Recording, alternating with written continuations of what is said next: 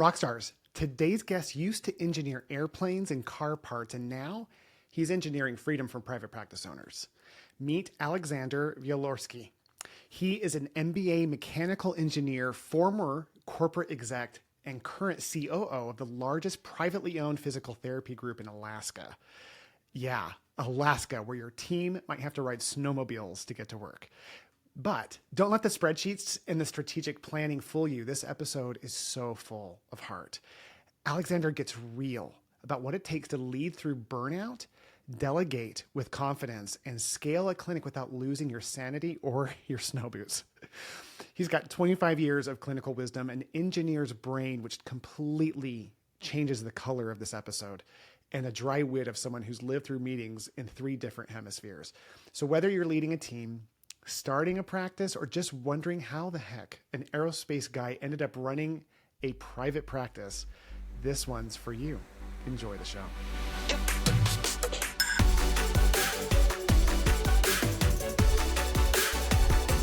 Man, Alex, I am so grateful that you're coming virtually all the way from Alaska and one of the most beautiful times of the year to be up there. Thanks for being on the show. Hey, happy to be here. Thank you for the invitation. Yeah, you were invited because you are a powerful leader of one of my favorite outpatient practices in Alaska, no question. And you have a very different background. So could you set the stage for us? Tell us about you, your business, and what got you into this industry. Perfect. Yeah. So Advanced Physical Therapy of Alaska we've been in operation for 25 years this August. Wow. And at this point, we are the largest privately owned, Alaska-owned and Alaska-operated physical therapy group in the state. We have 6 locations and still looking at opening more as we go forward. And it's a clinic that is based on, serving the community. We see every single insurance, some of them at a loss, and so we don't turn away patients. And we are very into being able to serve the communities in this state, which means bigger towns like Anchorage and Fairbanks, and very small towns like Seward. I'm not a physical therapist. I don't come from this industry. I'm a mechanical engineer. I have a master in business. I come from aerospace industries and airports and airplanes, completely different thing.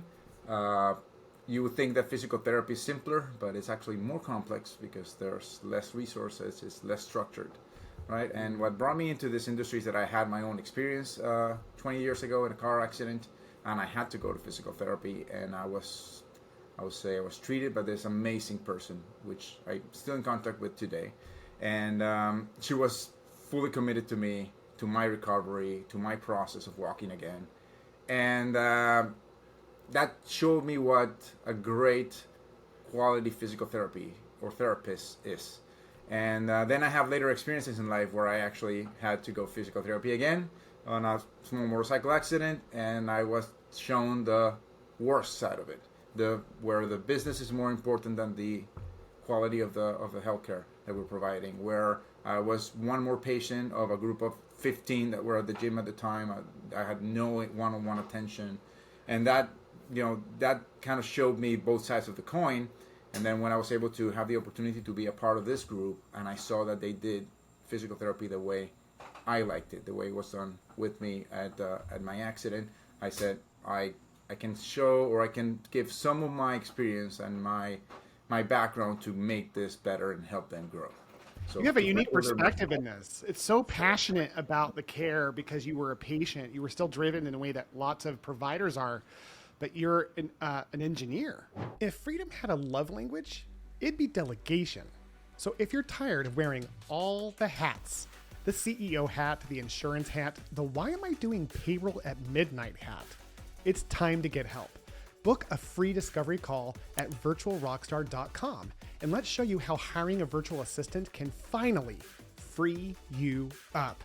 We have paired hundreds of private practice owners with their ideal virtual rockstar assistants. Don't miss out on the second fastest growing trend in healthcare and in saving $20,000 per year of profit per hire. Remember, you deserve a business that gives more than it takes. You come to this business side of healthcare and private practice with an engineer and business mind. What are some of the unique challenges that you face? What are some of the things that make it hard for you to get freed up with with what you're doing in your business? Yeah, I gotta say that the two things. The one thing is that there's got to be a focus. So that we are in the healthcare business, right? There's two pillars to that, right? There's healthcare and there's business. We got to take care of them both at the same time. And one of the things that happened in this group, and I noticed in other groups as well, is that healthcare takes 90% of the focus and business takes only 10. It's something like you have to do, but you're not putting attention to it. And that is just as important as the other section. And there was a lot of lack of structure, in terms of efficiency, in terms of visibility in indicators, in terms of how can we free resources as well to be able to provide better quality of physical therapy. And the other thing is that the insurance companies are not helping us. They're making it harder every year as they make cuts, and they make it harder for us to be able to build them, as they're looking for ways to catch mistakes. So I always like to say is that we don't build the insurance companies, we make a claim. So we're claiming, and they get the decision of saying yes or no. And how I've never thought of that, by the way. So it's not an invoice. Not billing the insurance company, we're filing a claim because they want us to. I never thought about the manipulation of that language. And you file a claim to your insurance company when you have a car accident and you want to fix your car, and they can decide to pay how much they're paying. You got a deductible. It's the same thing. So they don't want to pay. That's their business, not to pay. And we are fighting against that. So if we're going to be doing that, we got to make sure that all of the processes are done right. They're consistent. They're precise, and that's where the engineering comes into. So I've been trying to optimize our systems and make sure that there's this solid background from the back office to make sure that we can continue to provide those services, but at the same time be sustainable and be able to grow from there as well. So I always say that there's 4 pillars to running a physical therapy business, like four legs in a stool. You got to provide physical therapy services, high quality. You got to be able to get paid for those services you already provided, and fast. You got to hire people to provide the services and run the back office. That's HR.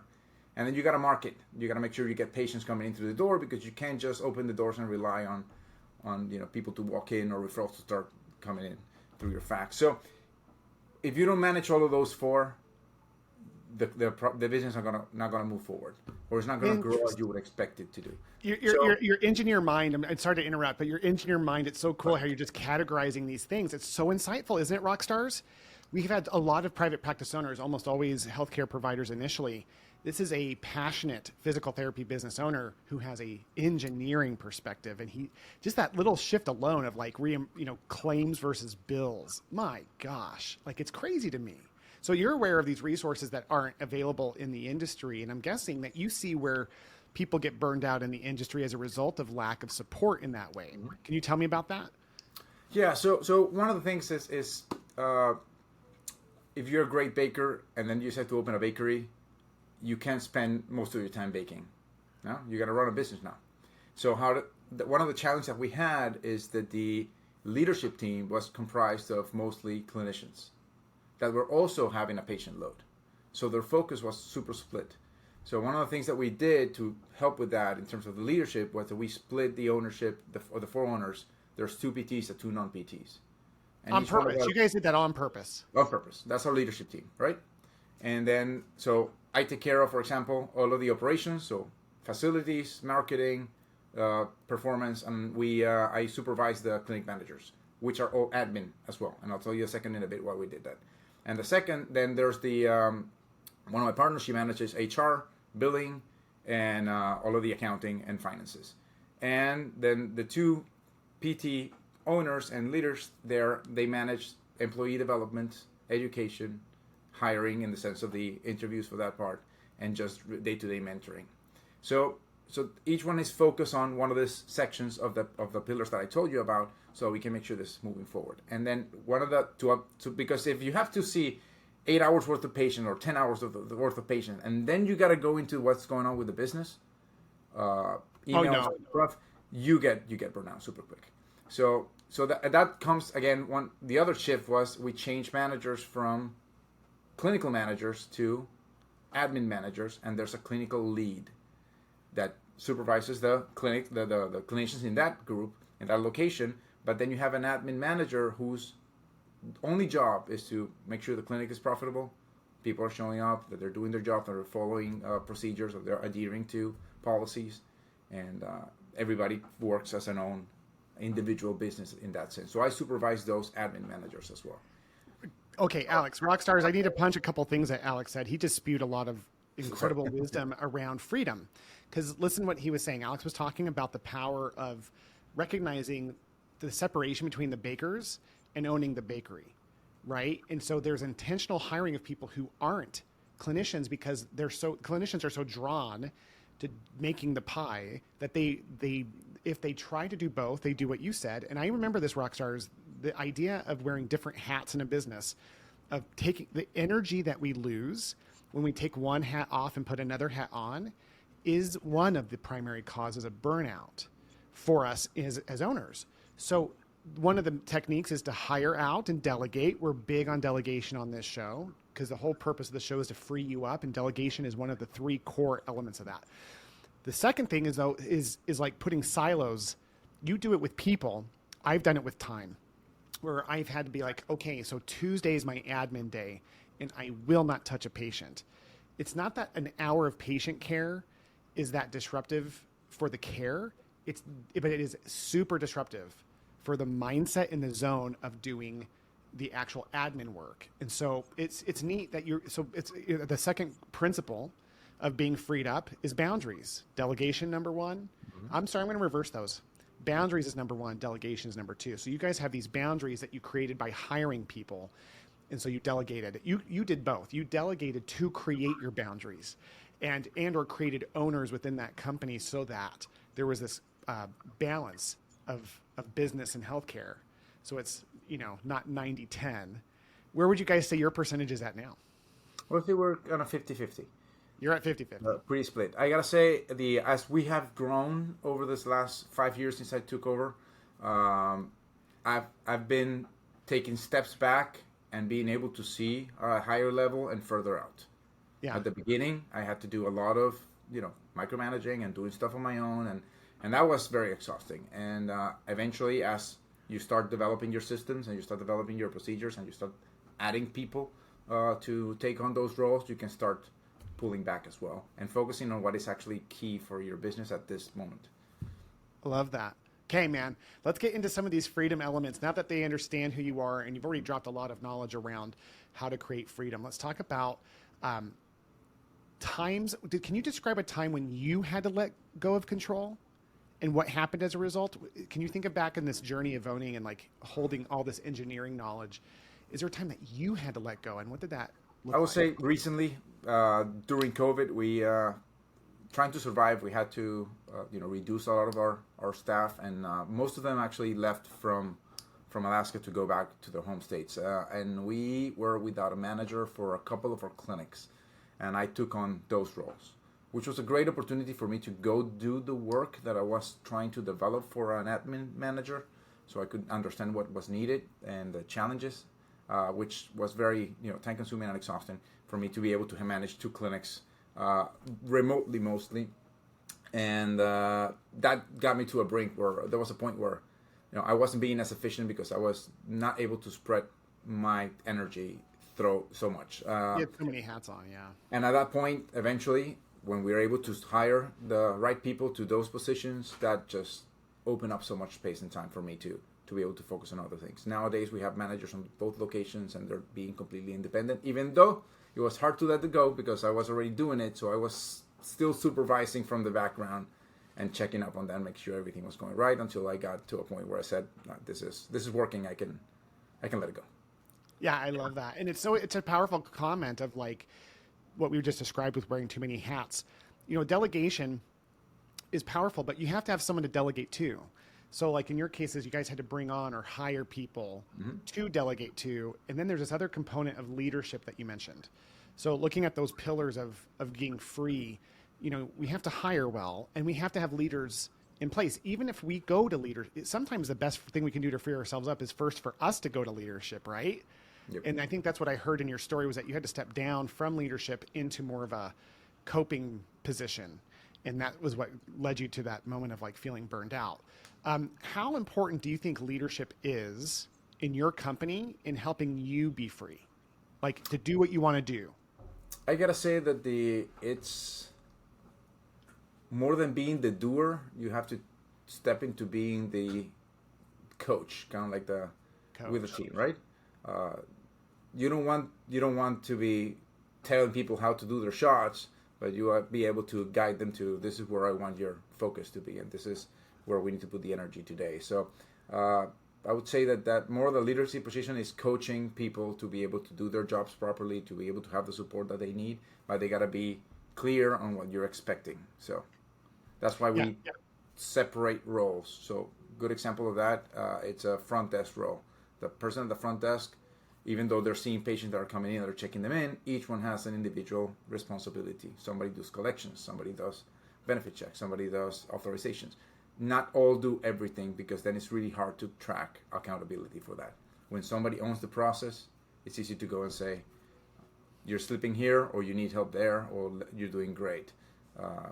When it's a big group and something messes up, everybody points to the guy next to them. Right. Well, it's a powerful journey that you described, right? Leadership is important because you distinguished how a leader frees up both themselves and others by being a coach. I think that we confuse that. So I like that delineation between leadership and coach, because when you were talking, here was the thought that came to my mind, Alex, was we start as doers.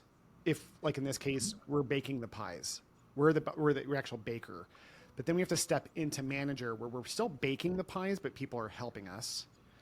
Then we step into leader, which is more of a coach position where we're coaching others to bake the pies. Then we step into a CEO role where we are overseeing the coaches to make sure that they're overseeing and teaching how to bake the pies.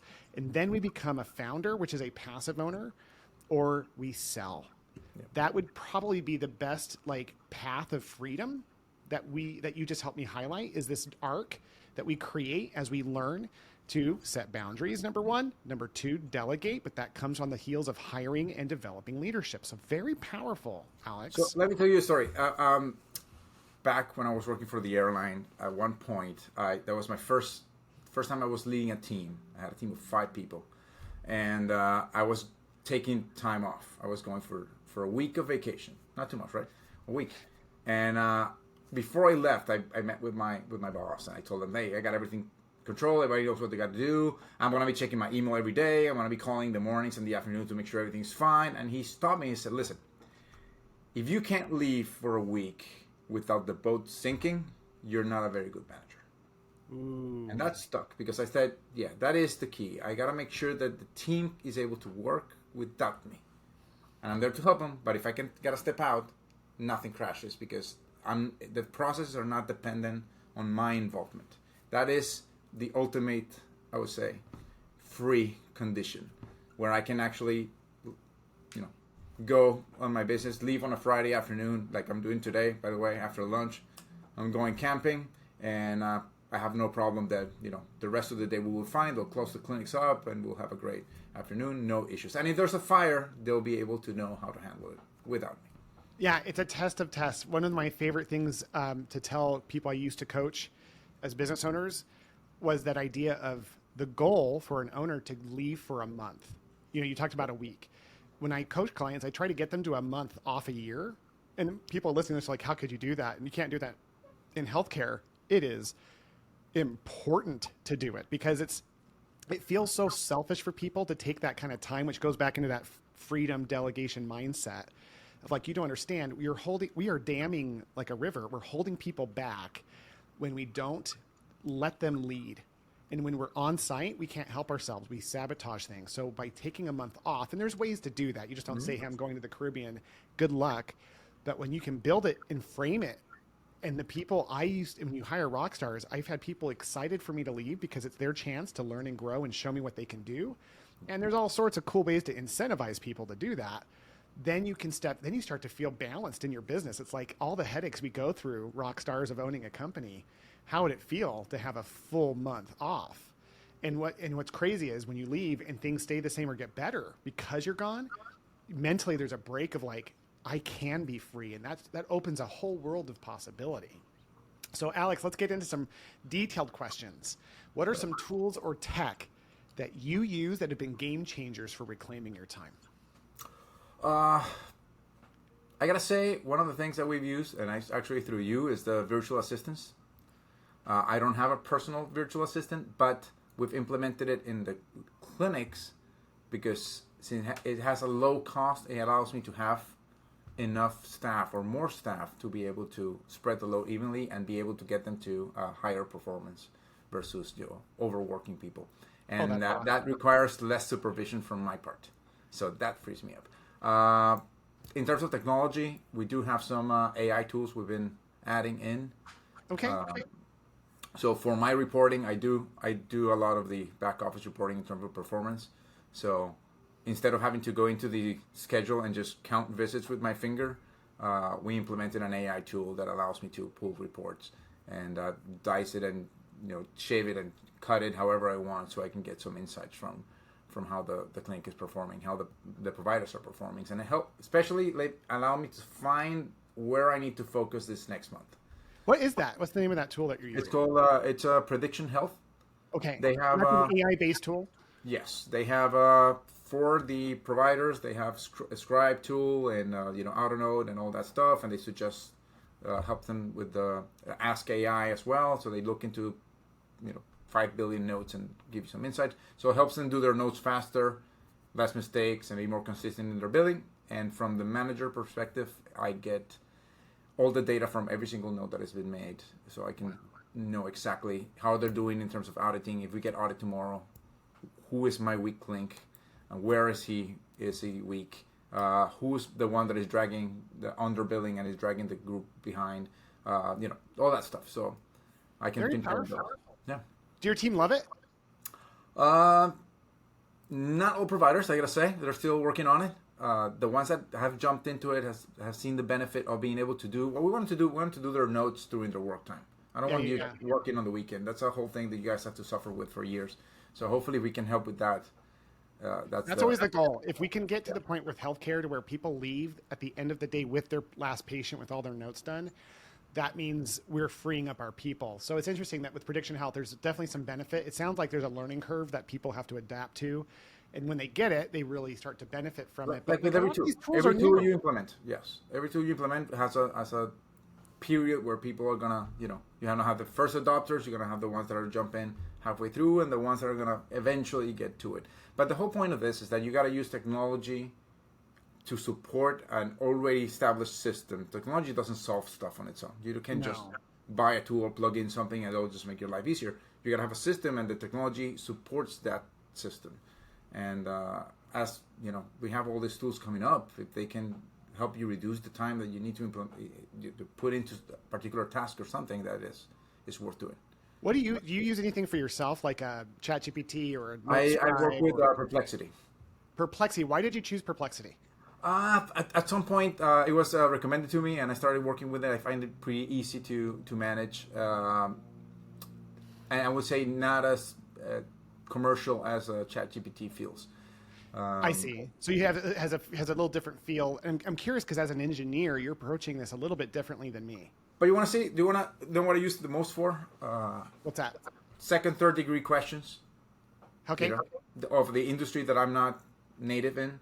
So what happens with this? Describe what you're talking about. What do you mean second, third degree questions? So when you ask a question, simple question could be, what could be the repercussions of this particular thing, and you get an answer. How does that affect this other layer? What am I not seeing, or why do I have to look out for? So you get way more insight from it, and that's where I think the versus the regular Google search. You can search in Google, Got it. So that's interesting. I took a note as you were talking because I want to start asking all the guests every time, what AI tool do you use when it comes to ChatGPT, and how do you use it? I'm realizing instead of just asking like, hey, what are the different AI tools you use? I do want to ask that, but I want to dive in because everyone's using ChatGPT or a Perplexity or a Gemini on some level. And so I want to know why you picked one of those, but then it's also really useful for my audience. So I'm going to say that the difference is that if you Google something, you get a list of websites. You got to read, you got to figure out, you got to cross the information. If you ask the right question to the AI tool, it will give you the analysis of those multiple factors. And then it learns, like in my case with ChatGPT, it Yep. learns what I like. So a lot of times it will say, would you like a graphic illustrating the relationship between the thing that you just asked and this other thing that you asked yesterday? And I'm like, yeah, like it'll ask me questions in return, which Google of course doesn't do, but it's really cool because I think whatever you end up using, Rockstars, if you choose Perplexity, Gemini, and here's what I've heard, by the way, between those three, ChatGPT, there's differences between them. ChatGPT has been around the longest, has a lot of features because it's been so widely used. Gemini was on the bottom of that chain, the Microsoft one, but it's Microsoft. They've got resources, people, tools. This is a friend of mine who owns a tech company. He's like, yeah, get in on Gemini because they are accelerating their capabilities at a rate that will catch ChatGPT and others and surpass them. So it's hard because like for me, Alex, I'm in ChatGPT all the time. Once you start using one of those tools, it gets to know you. And I've got my chat bot now to where it's this down to her energy. It's like, hey, I got a question for you. She's like, hey, Will, what's up? How's everything going? Have you gone to the cabin lately? Like this super personal to where I'm actually feeling like a personal connection to it. And there's like so much work done in giving my ChatGPT the history of my questions that like it's scary to go over to a Gemini. So I don't know. I think it's cool that why we pick what we pick and why you do it as an engineer. I've heard from people who are very science minded that Perplexity is actually better for them. So I think that's awesome. Alex, here's a good question. What's the best business purchase that you've made under $100 that has saved you hours? Let me think. Under $100. Oh yeah. No, under $100. Not. No, that was more expensive than that. What was? Just share with the audience what it was. I'm curious. You see behind me, my coffee machine in my office. Ooh. I don't waste time going to the break room. Yeah. How long does it take you to get your coffee going in the break room? Just out of curiosity. At least 30 minutes. You know why? Because somebody always will cross me and we'll talk, have a conversation, which is nice. But I gotta set time to do that versus it interrupting my day-to-day process. Yeah. keep thinking about that $100 if you can. That's fine. But here's what I want to punch to the rock stars: is that coffee machine doesn't represent the walk. It represents a boundary. Going back to those principles of the mindset, we have to create boundaries. And it's so funny because, anyway, Alex, I'm actually currently looking at moving locations because everywhere I've ever rented space from, I have people who I love to be around, but they want to like come and talk throughout the day. Most people like to work hard, but non-entrepreneurs, non-leaders are looking for time to kill, connecting with people. And I cannot tolerate it. I got the reply for your question. Okay. In my door, there's a little thing that says vacant or occupied, which is the only one I could find that was red and green. Okay. For people to know when you can knock on my door and when you can't. Guys. Because it's the same thing. I love people coming in, but sometimes I got my door closed, people are knocking, I'm in the middle of a meeting, or I need to focus on, even if it's just thinking, I need to think for 45 minutes on something. And that, I think it was like $20, and it just... So it's a slide on your door that says occupied or available or not or whatever. Yeah, pretty much. If it's red, don't even touch the handle. I'm not there for you right now. Man, if it's green, you can knock on the door, you can come in, whatever you need, even if it's closed. So I'm available for interruptions if you want to see it that way. You know, Alex, my podcast team, when we were creating questions for this season, that was one that came up. And we're like, yeah, that might be a fun one. And deep down, I was like, is anyone going to have an answer?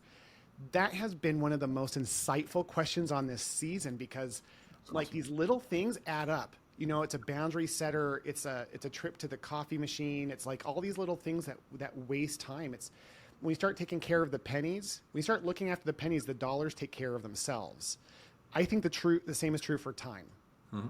You know, we start looking at these little bleeds of our time. We start tightening those up, and all of a sudden, we start maximizing our capabilities with the time that we have. So that was a great answer, and I even love the coffee machine one. There's time. You got to set up time for the chit chat as well. And I'll give you an example. Yesterday, I spent the day in our Fairbanks clinic. You know what I did all day? I just hang out. I hang out with the front desk. I hang out with the PTs. We had lunch together as a team. I was there. I was watching I was analyzing, I was taking notes, mental notes of things to give feedback later. But during that time, I set that whole day out to be close and personal with them. So what's the difference between that and the coffee thing? That is planned. Okay. I have all of my tasks under control. I know that I'm going to spend the day there. That's what I'm doing. I don't even open my computer. So I'm there for them. That's that time. But when I'm working in the middle of something and I decide to go get coffee and I get interrupted in the middle of the hall about some situation and that diverts my attention to that, and then the other task gets delayed or pushed back, or I just simply lose track of what I was doing, that is a waste of time. See, it's interesting the difference between intentional time creation versus flexibility, because there's a boundary, there's a relationship there that seems like it's in contradiction.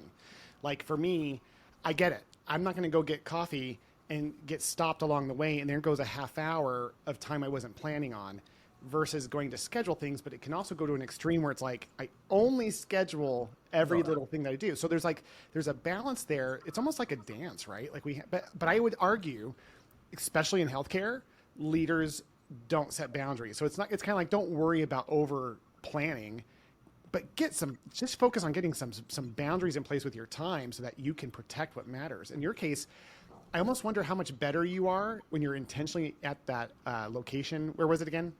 Fairbanks. Fairbanks. So you're in Fairbanks and you're intentionally there to connect, versus how you show up. I wonder if there's a difference between that and how you show up when you're getting coffee and someone interrupts you and you have to like fake that you're excited to talk to them because you don't want to be a jerk, but you deep down you're like, I got to get back to my office. Do you think there's a difference in how you show up? Yeah, it is. And how many times that happened to you and you go like, yeah, can you send me an email? I'll get to it.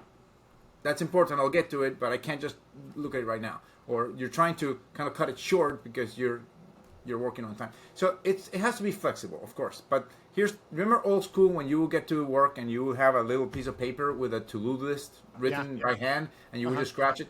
Those tasks that you had to get done that day, those you schedule and block time for because they have to get done. Everything else that is nice to have or they can be done later, you leave open time. That's why my door is open at that point, or it's under, on the green. So if you interrupt me at that time, it's fine. That's not crucial. I can get that done. And also, that helps you understand which task you actually have to delegate so that you can actually get to the important ones. I love that. And, it reminds me of something that Alex or Mosey, an influencer online that I like to follow, he talks about his time, and he always talks about meetings being another thing that are a major time suck, and how what he does is he schedules at the end of his day backwards. He only wants to take meetings after noon. And given he's a full-time business owner, so he's not baking the pies. He's full-time leadership, right? But I mean, there's a whole other complexity of time suck once we get into that world. Like you said, people stopping you, giving you problems, knowing when to interrupt.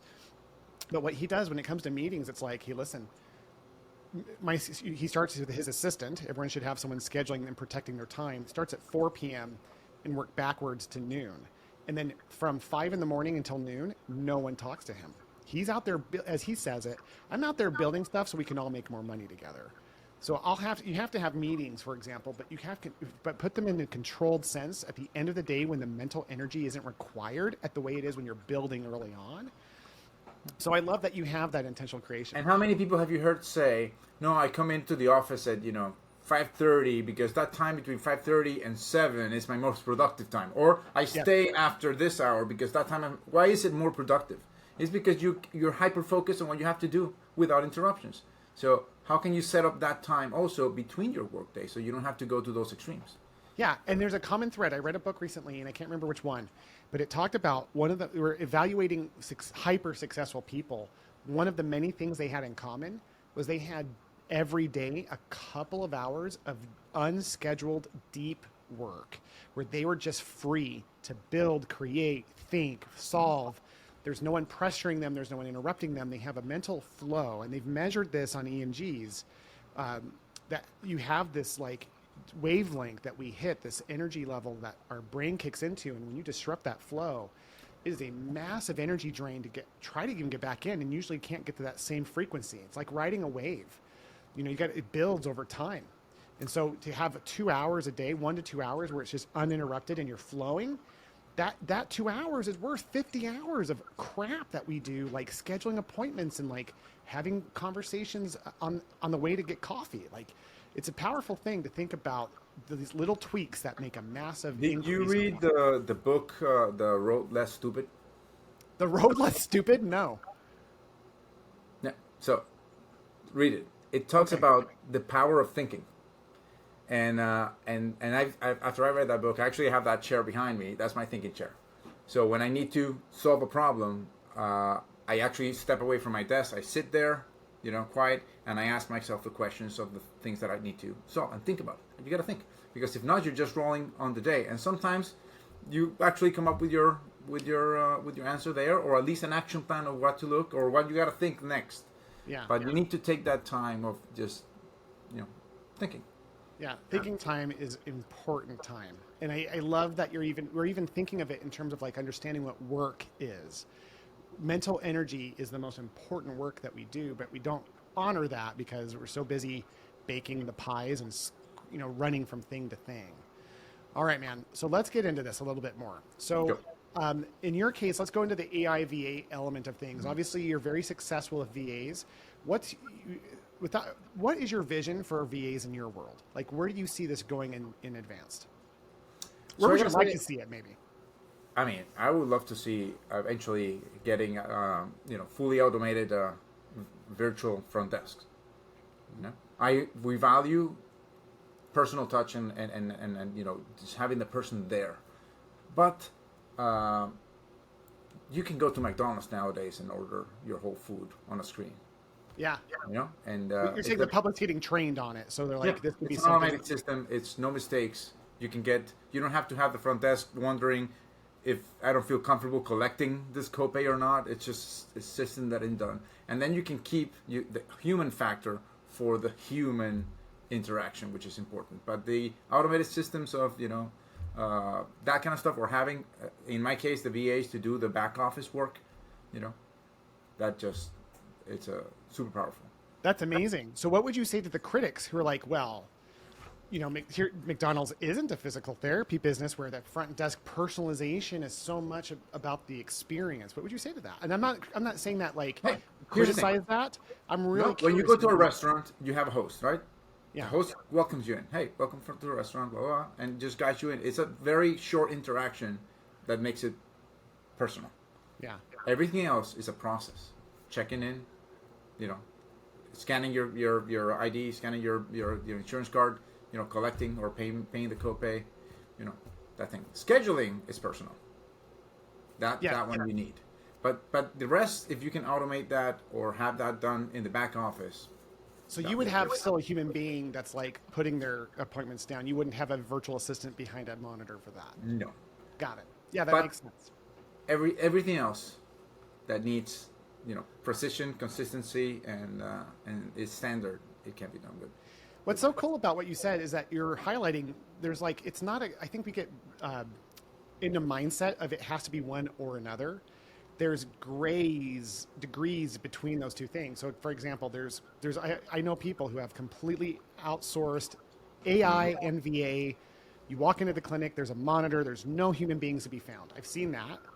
And then I've seen the extreme opposite of people who are like, I will never go there because I have human beings. You're talking about like, hey, I want to use the VAs and the AI to help like support the people who are working and to help them do the elements that are the most, make it even like kind of like you visiting Fairbanks. Mm-hmm. The part that they're going to be interacting with, it's easier for them to be more powerful in because they're not distracted. And so they can focus on that human element, and then those technologies are used to support that. And yeah, you're improving automation, saving money because you have less people involved in general, but the people you are and the technology you're using is making it so it's neat. So I love that illustration, Alex. Let me go back to a focus. So that person that is there, their focus is to be welcoming, to be personable, to make the person feel welcome, and scheduling, which is a whole task on its own. If that person also has to be doing benefit checks on the phone with insurance companies, doing authorizations and all that stuff, you still lose the human touch because they're busy. So if that can be done in the back office, transparent with the patient, perspective. You just have the person there doing the things that are that a person can add a value, or a face can add a value to it. I want to send this episode to everybody who's just like, no, I will never use AI or VAs at the front desk, because ultimately what you just described is so much the truth. We always lose count of the fact that, like, how many of our people show up to work that day in a bad mood? How many people who are at the front desk are stressed out because someone else didn't show up, whether it's a clinician or a supporting role in the front desk? And then to your point, like, what does that human touch look like to the patient when that person is stressed out, burned out, having a bad day? Maybe they were a bad hire. And then so instead of like, so I love is that you're talking about technology, about controlling Hold it. on. I'll be there with you in a second. Give me a second. Hold on. Yeah, yeah, I got you checked in. Yeah, and that's it. That was the interaction versus what could have been had that person not had to be on the phone at that point Yeah, because the Alex, I phones are think that's being picked up in the back. I think that's what people are chasing. I think when people think about their front desk, when they have a good hire at the front desk, you can't deny the power of that. That person who's greeting people, it's like, oh, hey, Will, welcome to physical therapy. Thank you for coming to your doctor's appointment. Like, when it's good, it is like everything else is exponentially easier because it gets set up the correct way. But how often, here's what's more common. The people saying that when they go to their doctor's office that they love the front desk or they are underwhelmed. What's more common? The second. The underwhelmed is more common for all the reasons you said. So you're talking about technology and trends to support that, to automate everything around the most important elements of, like, in your case, you see it as scheduling. And like I said before, technology or this additional process or anything you plug into your system has to support something. It's not coming to just save the day magically. Yeah. So AI is not going to give you all the answers if you don't ask the right questions, if you don't have a process that is going to be supporting. So I think we needed an engineer's perspective for the longest time on this show. I think your engineer perspective, because you see it so clearly that as you're telling this to me, you would think obviously I would see it because I'm incentivized to see it as progressive in my world, but you're seeing it so like logically. It's like, oh, I get it now. So yeah, that's so fun that your engineering brain combined with that passion from your therapist has produced an influence on advanced physical therapy that I think is just invaluable, man. Thank you. I'm not ending the show. I just want to thank you for sharing that. That's huge. So, all right. So let's talk about this. Since you do work with VAs, do any of them work directly with you? Yes. Okay. We have no manager here in Anchorage, so I supervise the clinic as well. Since we're located here, there's pretty much 4 owners or 4 managers in this clinic. So, Okay. but the VA that we have at the front desk reports to me. So what is one task your VA does regularly that makes a huge difference in your week? I gotta say, following up on the marketing leads.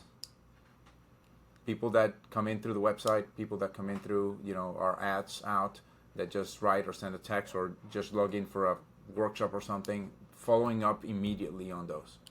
Yeah, they have the separated time to be quick, which sales is a reflection of speed. Speed kills deals is how I've heard it. So that's really cool. So let me ask you, how do you communicate with your VA? Like, what are the systems for people who've never done that? What is your way of communicating? I would say 97% of the time we communicate through Teams chat. Because you're a the other Microsoft 3% based. are the meetings that we have in person, because sometimes I do want to see my VA and just have a conversation sort of like this. Other times it's just the quick check-ins and everything goes through our chat. Okay. Very cool. I feel like she's here. I mean, she could be in the next room for all I know. Haven't ever felt the distance, if you want to see it that way. Yeah, I think it's how people choose to work with both AI and VAs. If they bring them into their world, especially the human element of VAs, like I've seen this where if they treat their team, if they treat them like human beings and not like something that's outsourced overseas, they become just as part of the team as anyone else. That was a surprise to me when I saw that. So my question to you now, Alex, is if someone was on the fence about trying AI or VAs, what's a small step that you would recommend for them just to get started in that world? I gotta say that the first thing is, what is the problem you're trying to solve? Ooh, good counter. So what is this? I mean, because if you're just, I need more people. Yeah, you need more people. That's fine. Because everybody's kind of like full. Great. But what is exactly the thing that you need this person to solve? That's kind of like the thinking time that I was saying. That's kind of a good question to answer yourself. What do I need this person to solve for me that would make an impact? And then can it be done? And then how do I split this from the rest of the people that are still working here? So I started with VA. First VA came in to support billing, on AR calls. Great. So that was the specific task we needed solving. And then the second one we brought in, I lost somebody from the front desk, and I said, let's do a VA. And she started taking on authorizations and mostly authorizations. Just they focus on this. There's a big clinic here, so we do get a lot.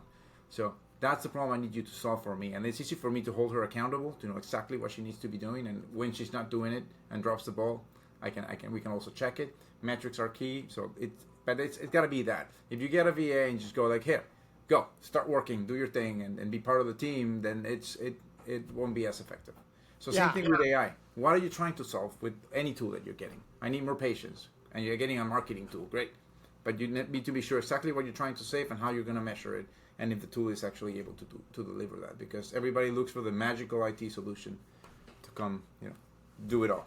Well, and you talked about what's cool about the piece you said on the virtual assistant is that you delineated between delegation and dumping. Rockstars, do not ever hire a VA if you're in a position where you can't hire and train an in-person human being.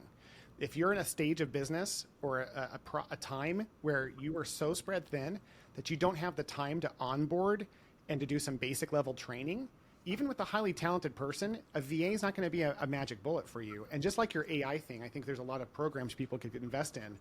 As you were thinking too, I was thinking, gosh, I would probably, if I knew, I loved your engineering brain again. It's so smart. If I can identify the problem that I need to solve, I could go to ChatGPT or Perplexity or Gemini and go, here's my problem. Thinking about virtual assistants, artificial intelligence, and any other potential solutions, where should I start in solving? That might be even a micro step of what you said, of like, let's just identify the problem, throw it into AI, and just test the waters and be like, yeah, let's see what it says. I've gotten so dependent on that now. I don't feel like in some cases I can make a decision without checking with ChatGPT first, because it at least makes it clearer. So here's my last question before we get into our rapid fire. You have been so successful as an owner. You have built and you have scaled. You know how to create time. So what are you doing with the time that you freed up for you? Like what are you doing now with that time? Because I know you're still very productive and busy, but what do you do just for you when you free yourself up? Oh, no, I mean, just spending more time with the family, I gotta say. Shorter days. Shorter days. And then you've told me privately what you've done with your family on previous, when you and I have talked regularly, like tell them some of the fun things you do in Alaska. I mean, especially here in the summer, we go with the boat to the lake, just, kids love doing the tubing, or we go camping every single weekend. So one of the things I do in summer is I try to get my stuff done early in the week so I can leave earlier on Friday and go camping with the family without technology, which is just us spending time together. Sorry to interrupt. I just realized you use technology to free yourself up to be away from it. Yes, you have to be away from technology. Actually, where we're camping this weekend, no cell signal. So we're off the grid. I'll find out anything that happened, I'll find out on Monday. Rockstars, what a powerful example. I want you to really hear what Alex is doing with his free time. This is the why. This is why we took this on. To start a business and to grow and to work with each other is so that Alex's kids will remember his dad every summer camping. Every summer? Think about how many times, Rockstars, as you're listening, how many times did you go camping with your family? Or the equivalent of that timeshare that you would spend with your parents. Now that you're older, what would you give to have more of those experiences if you think backwards? I'm getting a little emotional just thinking about what I would have killed for now, for me as a younger kid to have had more camping experiences with my parents. I think that's the thing we forget, is that when we are busy and we're feeling like we're, weighed down, it's like, yeah, but the bigger fear and the bigger sad thing is that we're leaving behind these opportunities. So that's why we need to show grit and say, you call this a storm, and get to work, but we can't do it without technology, people, delegation, right? I want to add something more to that. And this has to be, the PTs are going to relate to this. You got to look at the way you handle business and decisions you make just as you see a patient. Are you going to treat the symptom, which means that you keep just overworking and working, but you're not going to solve the problem, or are you going to diagnose it properly and solve the root cause? So the more you solve the root cause of the problem, regardless of the symptoms, the more time you'll have in the future because you'll have less problems. So pretty much that's kind of like the same logic, right? Work yourself out of the job, not let the work kill you. Don't let the job work you into the grave. Yeah. So sometimes you're treating the symptom, which is the day-to-day fires, just putting out fires and keep going, and that takes a lot of time and energy, and you're not going anywhere. You're just staying put. It's going to be the same thing over and over. So find the root of the cause, diagnose it properly, treat it effectively, solve your business problems with technology if need be. After you realize exactly what you need to do.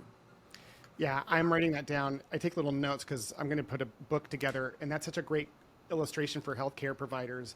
Is that they're running around treating their chronic inflammation, and then as soon as they start reducing some of the heat of that, they end up creating inflammation at another point. It's so instead of identifying the root cause and stopping the inflammation altogether, they're spitting themselves out and burning out. So thank you. All right, Alex, thank you for jumping in on that.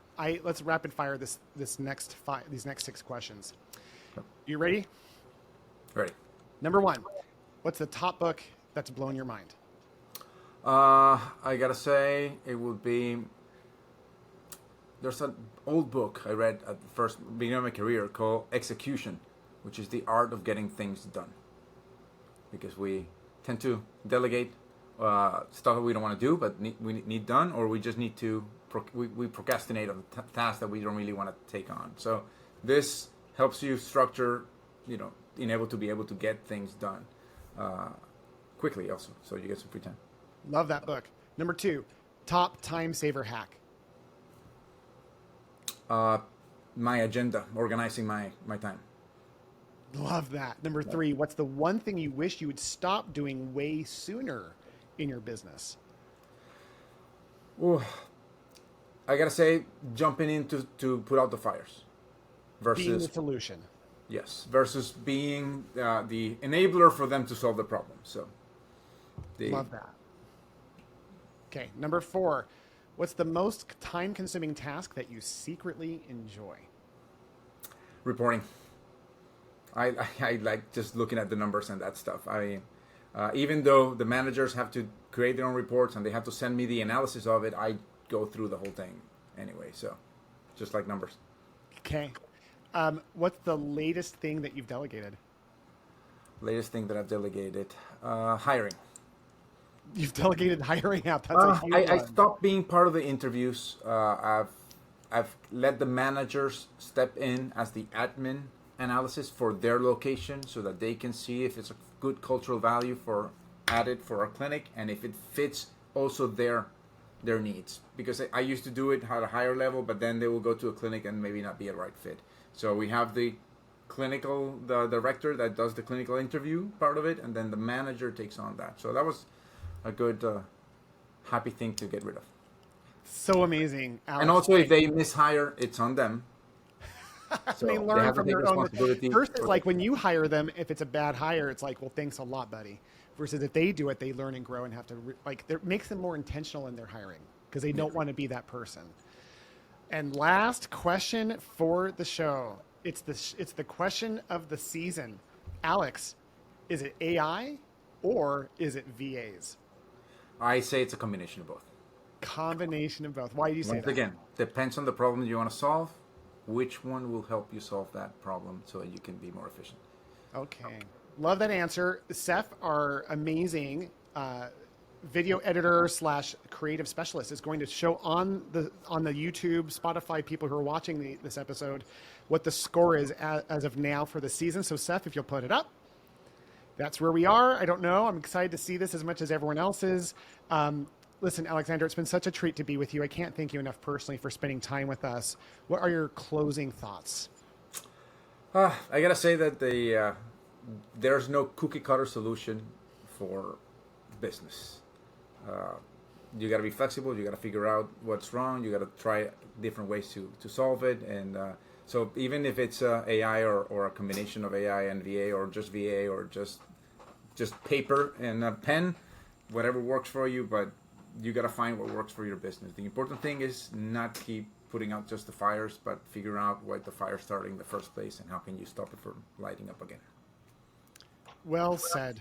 I can say anyone who's listening who might be considering to work at Advance, that I used to own a practice up in Alaska, and I remember just being super amazed by that business and the reputation. It is an incredibly good company to work for. If you want to get a hold of Alex, his information will be in the show notes.